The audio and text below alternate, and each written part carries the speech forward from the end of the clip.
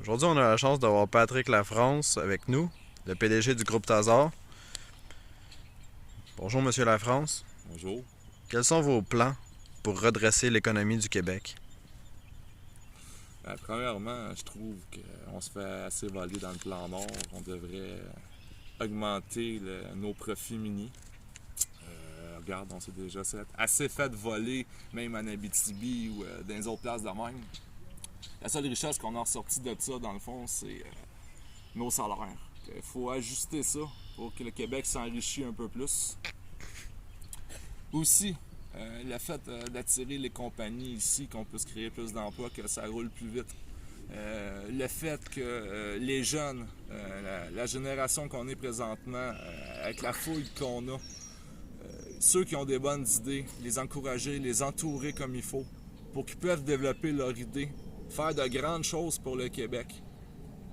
Plus qu'il va y avoir d'emplois créés ou plus qu'on va faire parler de nous à l'international, mieux que ça va être, parce qu'autant que les compagnies vont venir ici investir de l'argent ou créer de l'emploi pour nous, on s'enrichit dans nos poches. C'est toute une roue qui tourne dans le fond. Lorsque vous accéderez à la fonction de Premier ministre, quels sont vos plans, vos idées? Premièrement, si j'ai pas fini la gratuité scolaire, je vais la finaliser. Ça serait déjà un bon début. Ensuite, redresser, qu'il y ait plus de compagnies qui investissent ici. S'arranger d'arrêter de s'en faire voler nos ressources. Il y a plus de barrages qu'on peut construire dans le nord. C'est une ressource hydroélectrique qu'on n'exploite pas assez. Il y a aussi les éoliennes qu'on pourrait commencer à exploiter. Des fois, ça coûterait moins cher faire ça à certaines places en éoliennes. On pourrait vendre plus d'électricité à l'extérieur du Québec. Mais il faudrait apprendre aussi qu'on pensait que pour la quantité de kilométrage, exemple, comme qu'on fait présentement, envoyer l'électricité à New York, qui paye le même prix que nous autres, je pense que c'est un peu une injustice pour les citoyens de la population québécoise. Il y a des petits ajustements comme ça qui, je pense que la population aimerait qu'on fasse. Plus de transformation de nos matières naturelles. Il y a plein d'affaires qu'on peut faire. La liste est longue, on pourrait en parler jusqu'à demain matin. Mais là, j'ai 2-3 petites affaires de même. Pour l'instant, je trouve que c'est correct. Y a-t-il des choses, autant à l'échelle nationale qu'internationale, que vous savez qui pourraient intéresser la population? Un scoop aujourd'hui, là. Quelque chose que vous savez, mais que les autres ne savent pas. Ah, ça rentre en lieu. En temps et lieu. C'est ma super réponse que le monde aime bien ça. C'est vrai qu'on aime ça. Quel est votre plus grand accomplissement jusqu'à maintenant, ce dont vous êtes fier? Je vous dirais d'avoir fait partie des pionniers de la construction, des bâtisseurs de la construction. Mes années de construction, je me suis promené à travers le Québec et le Canada. Construit des barrages, des centrales hydro, les ponts, vos autoroutes que vous promenez, les Jeux olympiques. Mon nom est gravé pas mal partout dans toutes ces places-là, les tours au Québec. Il n'y a pas grand place, je vous dirais, que dans les 15 dernières années, que j'ai pas mis mon nom avec mes doigts dans le béton. Selon vous, quel est le plus gros problème au Québec présentement? Selon moi, il y a une génération de bébés qui est en train de pousser. Au lieu de chialer puis demander, levez-vous vos manches puis travaillez un petit peu. Oui, la génération en haut de nous autres l'a fait, l'a peut-être pas fait de la bonne manière. On est en train d'en subir un peu les conséquences avec la dette ou tous les problèmes qu'on est en train d'avoir de corruption et de collusion.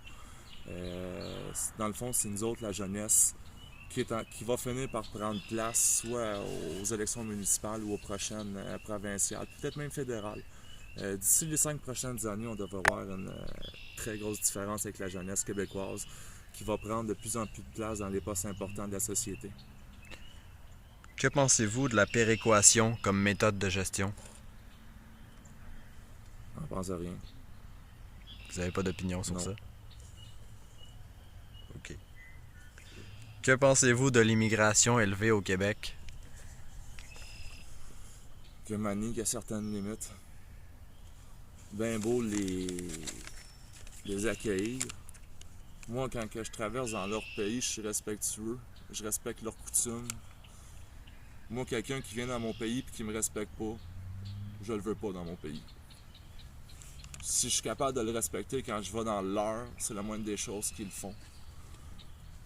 Apprendre le français quand ils arrivent ici, déjà qu'on est très géreux de leur donner des chèques de BS pour qu'ils peuvent vivre le temps qu'ils se trouvent un emploi. Ils sont même pas capables d'apprendre le français. Félicitations à ceux qui se forcent pour l'apprendre. Au moins, vous vous adaptez aux Québécois qui vous accueillent. Avez-vous vous-même été témoin de situations de ce genre?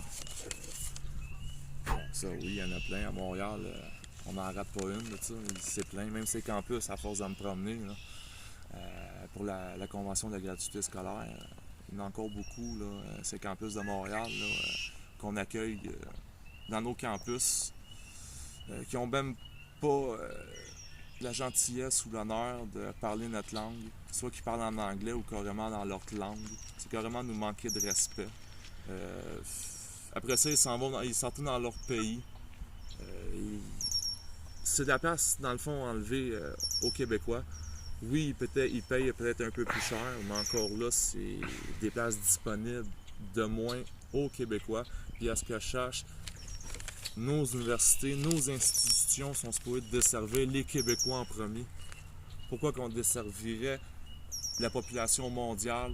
Oui, je peux comprendre qu'on est dans la catégorie des frais d'études encore les moins chers à travers le monde. Il y a beaucoup de monde qui sont intéressés à venir ici. Mais le fait qu'on accueille les autres, c'est dans le fond, c'est des places de moins que les Québécois ne peuvent pas avoir. Surtout que si ça retourne après ça dans leur pays.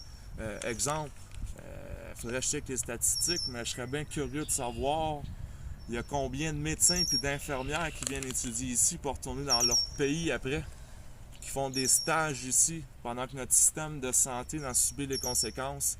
Ce serait des Québécois de plus qu'on pourrait former pour notre propre système.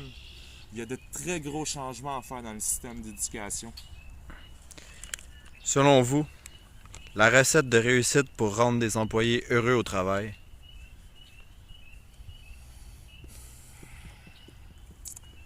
Je vous dirais de le laisser... l'employé, il ne faut pas qu'il se sente payé juste pour ses mains. L'employé, dans le fond, oui, il est payé pour accomplir des tâches qu'on leur demande. Mais un employé va se sentir valorisé quand tu vas lui laisser fournir sa tête pour le même prix que tu payes pour ses mains. C'est impressionnant. L'employé, des fois, peut avoir des bonnes idées aussi. Je dis pas que j'ai tout le temps adapté les idées au poil précis que mes collaborateurs m'ont suggéré. J'en ai modifié beaucoup. Il y en a quelques-unes que j'ai acceptées telles quelles. Je trouvais qu'il n'y avait pas de modification à apporter. Je dirais que c'est à peu près 50-50. On pourrait penser à Google. Qu'est-ce qu'il y a Google? Google, ils donnent des heures à leurs employés, gratuites, ils font ce qu'ils veulent, puis ils peuvent réfléchir à des choses, puis leur idée reste dans l'entreprise. Ben ça, c'est le même principe que toute grosse entreprise dans le principe de Google, Groupe Tazar, Vidéotron, mettons Facebook, tous ces genres de grosses compagnies-là. C'est toutes des ententes de confidentialité qui est signée. Toute invention qui est créée par l'employé, dans le fond, appartient à la compagnie.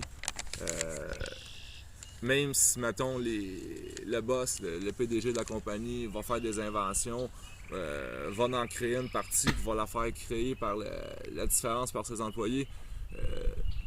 Le fait que la compagnie a créé un système que tout ce qui se passe à l'intérieur de la compagnie reste à l'intérieur de la compagnie, l'employé ne peut pas rien faire. Ça, c'est sûr que si certaines compagnies ont commencé à faire ça aux États-Unis, ça a détendu pas mal partout à travers le monde. Tout ça, on pourrait dire que ça a été à cause d'un ingénieur qui a travaillé chez Ford il y a plusieurs années, quand il a décidé d'inventer le système des wipers par intermittence. Ça a été plusieurs brevets qui ont été brevetés ensemble pour créer l'intermittence des essuie-glaces.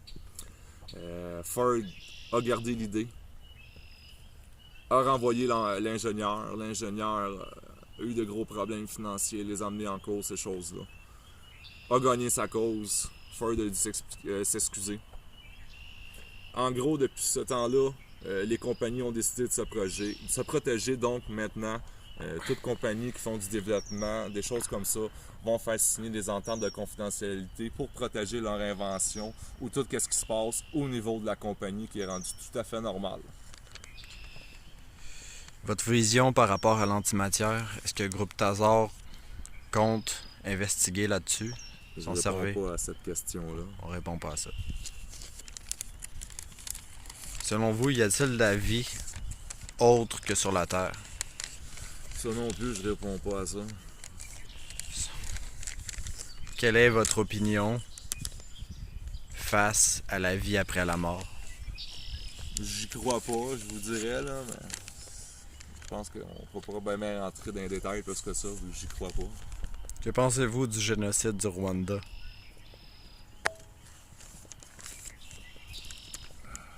Rwanda.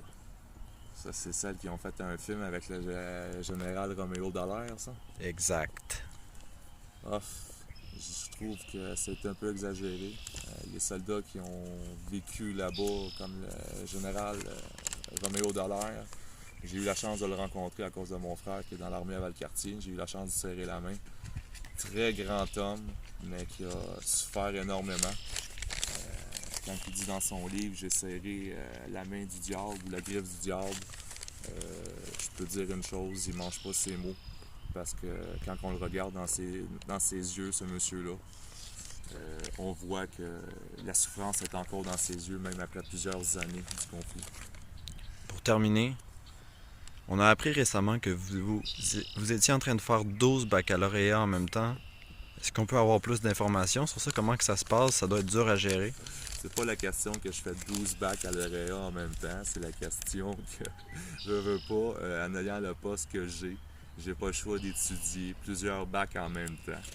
Je dis pas que je vais passer les examens de tous les bacs, mais le fait de suivre certains cours, de lire les livres, je suis capable de simuler la base puis les notions pour l'appliquer sur le terrain avec Groupe Tazar. Oui, c'est sûr, je suis en train de suivre le processus pour aller chercher un autre deck, un autre bac. Je vais aller le suivre dans la programmation ingénieur, ces choses-là. Les autres, peut-être après, oui, je pourrais le faire selon qu'est-ce que l'avenir va me réserver. Mais pour l'instant, je vais suivre certains cours de tous les métiers qui donnent comme bac que j'ai besoin, mais je passe pas les examens. Je prends la théorie, ces choses-là, pour l'appliquer sur le terrain. Une maîtrise éventuellement ou un doctorat? Avec ce qu'on m'a offert pour que je rentre à l'école, je m'enligne sûrement, oui, pour une maîtrise. Aussi, le fait que je veux donner l'exemple aux étudiants, je dis qu'on devrait avoir une possibilité d'une gratuité scolaire pour environ 2020.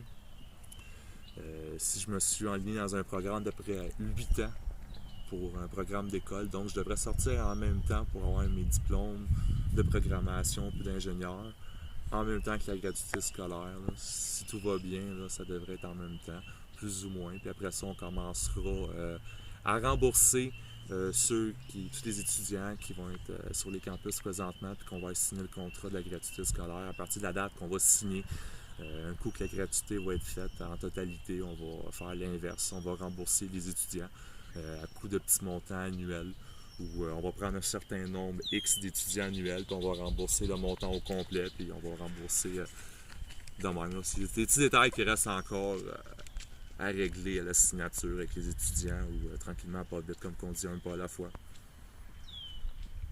Monsieur Lafrance, merci. Ça fait plaisir. C'était très intéressant.